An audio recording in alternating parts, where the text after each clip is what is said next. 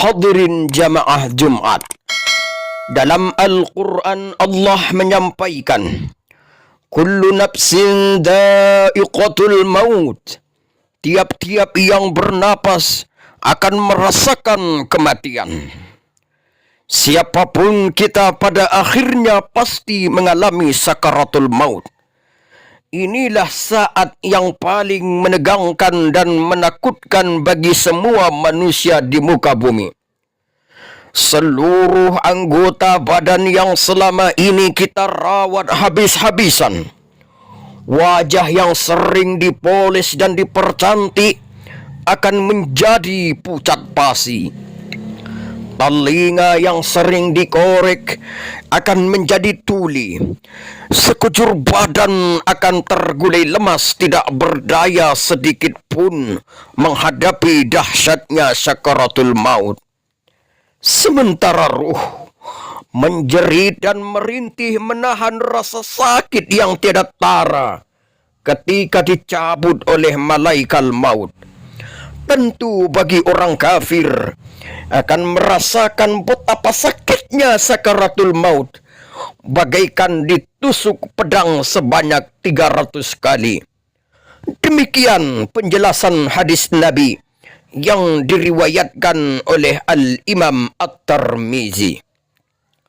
Hal ini diperkuat oleh firman Allah dalam surah An-Nazi'at ayat 1.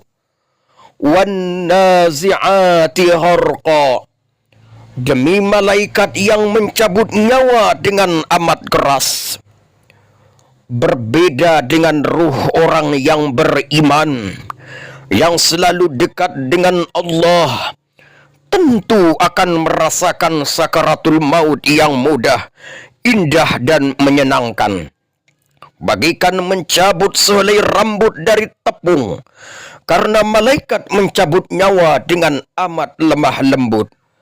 Inilah penegasan Allah dalam Al-Quran, surah An-Nazi'at ayat 2. وَالنَّاشِطَاتِ نَشْطًا. Demi malaikat yang mencabut nyawa dengan perlahan-lahan. Itulah sebabnya Rasulullah Nabi Muhammad sallallahu alaihi wasallam mengajarkan kita agar sering berdoa, Allahumma hawwin alaina fi sakaratil maut. Ya Allah, mudahkanlah bagi kami dalam menghadapi sakaratul maut. Hadirin jamaah Jumat. Tidak semua orang akan merasakan indahnya sakaratul maut. Hal ini terkait erat dengan persiapan kita sebelum datangnya sakaratul maut. Syekh Jalaluddin dalam bukunya menjelaskan bahwa mula-mula malaikat maut mencabut atau mematikan 6 sifat dalam diri kita sebelum dicabutnya ruh dari jasad. Pertama, malaikat maut akan mencabut terlebih dahulu ilmu kita. Yang kedua, tenaga kekuatan kita. Yang ketiga, dicabut cita-cita atau angan-angan kita. Dan yang keempat, dicabut pendengaran kita. Yang kelima, dicabut penglihatan kita. Yang keenam, dimatikan perkataan kita. Sehingga yang masih tinggal hanya ruh dan jiwa kita saja. Jika selama hidup kita selalu mengingat Allah, berzikir kepada Allah, maka ruh kita bersatu dengan ilmu ma'rifat. Jika sampai ruh dicabut malaikat maut, maka ruh kita berisi dengan ilmu ma'rifatullah.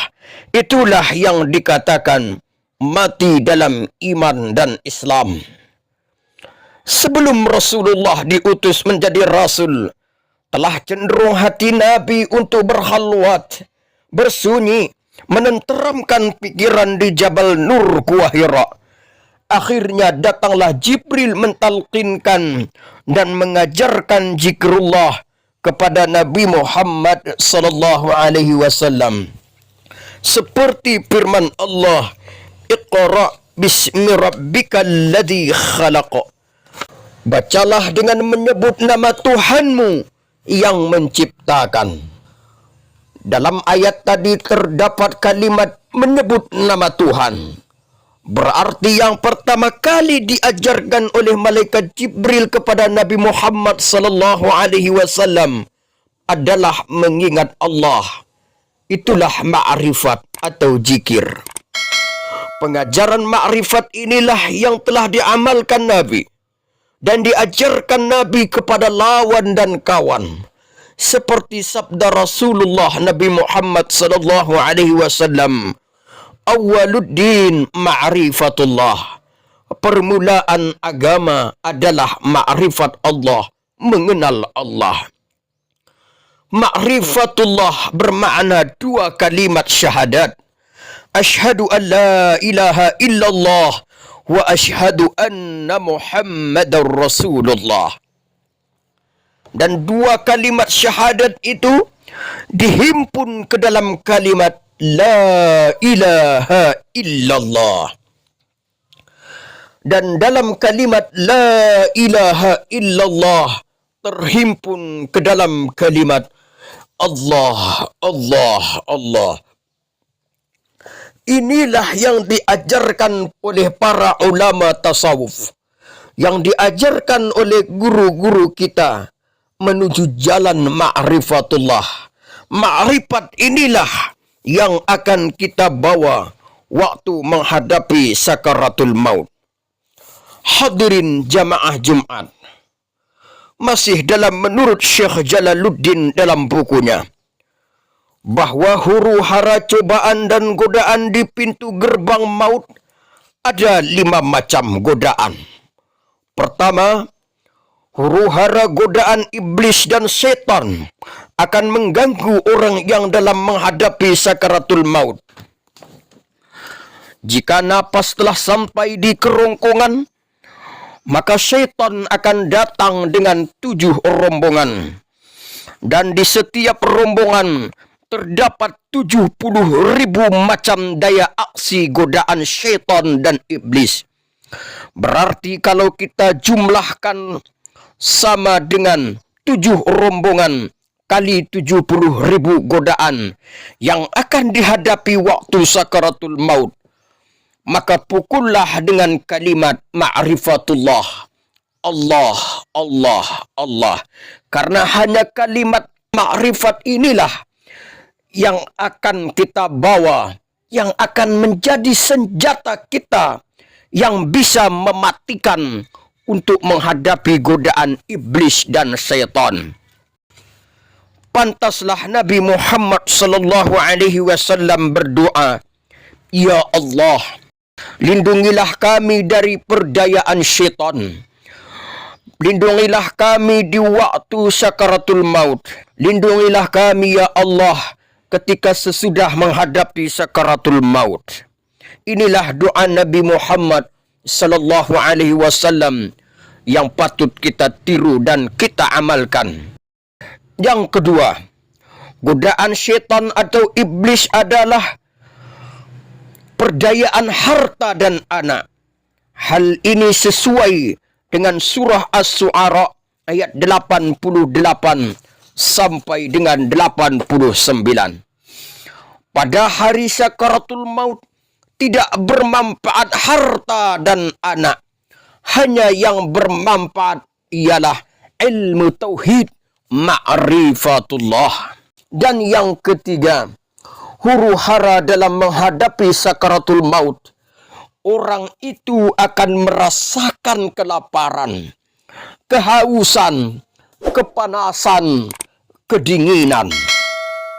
Andai orang yang sekarat itu masih tetap berpegang dengan ilmu tauhid ma'rifatullah, maka godaan-godaan tersebut tidak akan mempan. Yang keempat, huru-hara yang dirasakan oleh orang yang dalam menghadapi sakaratul maut, merasakan penderitaan, kesakitan yang teramat sangat. Tatkala nyawanya dicabut oleh malaikat maut, kalau orang itu tetap dalam mengamalkan ilmu tauhid ma'rifatullah, insya Allah orang itu tidak akan merasakan sakit di waktu menghembuskan napasnya yang terakhir. Dan yang kelima, huru-hara yang dirasakan oleh orang yang dalam sakaratul maut adalah merasakan kegelisahan, kesedihan dan kepiluan, merasakan ketakutan dan merasakan keluh kesah. Oleh karena itu, yang harus kita persiapkan adalah iman harus diperkuat, jangan sampai kendor, sembari mengerjakan amal salih agar kita mendapatkan rahmatnya Allah Subhanahu wa Ta'ala di setiap saat, terlebih-lebih dalam waktu menghadapi sakaratul maut, dan bisa menghantam godaan-godaan daripada iblis dan syaitan. Demikianlah khutbah Jumat yang singkat. Semoga bermanfaat bagi kita. Amin amin ya rabbal alamin.